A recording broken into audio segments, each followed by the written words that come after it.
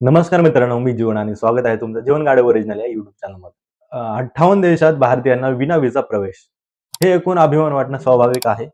पण एक जागरूक नागरिक म्हणून आपण कधी या यादीचा खोलवर विचार केला आहे का? आजच्या व्हिडिओमध्ये आपण कोणत्याही राजकारणाशिवाय केवळ पासपोर्ट रँकिंग आणि जागतिक अर्थव्यवस्थेच्या नजरेत या 58 देशाचं विश्लेषण करणार आहोत. हा व्हिडिओ शेवटपर्यंत नक्की बघा, कारण शेवटी तुम्हाला समजेल की खऱ्या अर्थाने विश्वगुरू बनण्यासाठी आपण अजून किती दूर आहोत. आता ही यादी बघा. Angola, Burundi, Haiti, Fiji, Marshall, Iceland या 58 देशापैकी बहुतांश देश हे आफ्रिकन खंडातले आहेत किंवा छोटे द्वीप समूह आहेत.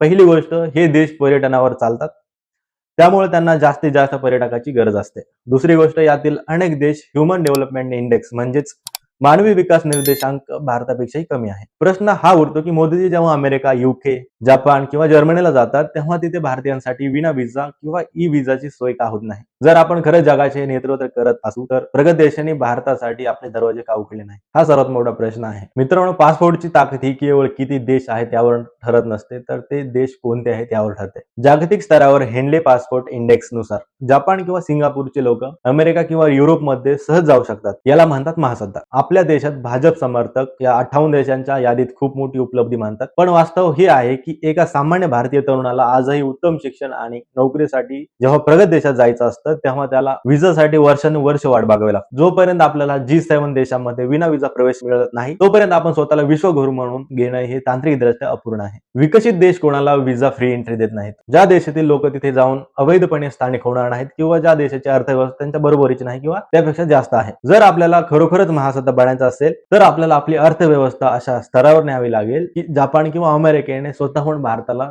व्हिसा फ्री ऑफर दिली पाहिजे.